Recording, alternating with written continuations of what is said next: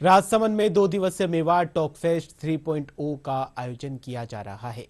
इसके तहत साहित्यकार, लेखक और कलाकार अपने रचनाओं को लेकर संवाद कर रहे हैं। शहर के भिक्षु नीलियम परिसर में आयोजित टॉक फेस्ट के पहले सत्र में भारत की स्व की कहानी विषय पर साहित्यकारों ने चर्चा की।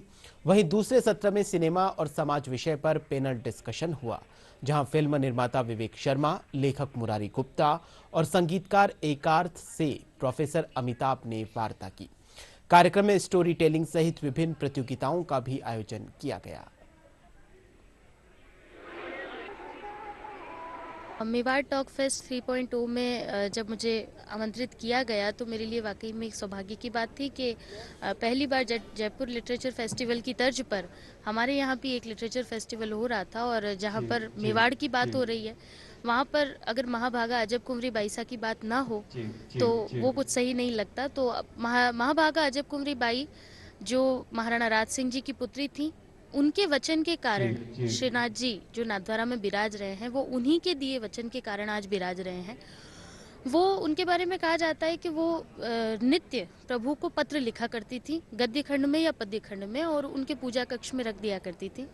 उन्हीं पत्रों को मेवाड़ी भाषा में पातियों का नाम दिया गया, और कालांतर में उनके जो दास दासी थे, सेवक थे, उन्होंने पब्लिक के बीच में उनको फैलाया, ये बताने के लिए कि हमारी जो बाईसा है वो कितनी बड़ी भक्त है। वास्तव में ये बहुत सार्थक प्रयास है इस दृष्टि से, क्योंकि ये युवाओं को जोड़ रहा है उनकी संस्कृति से, युवाओं को जोड़ रहा है उनकी ज़मीन से, युवाओं को जोड़ रहा है इस राष्ट्र के स्व से।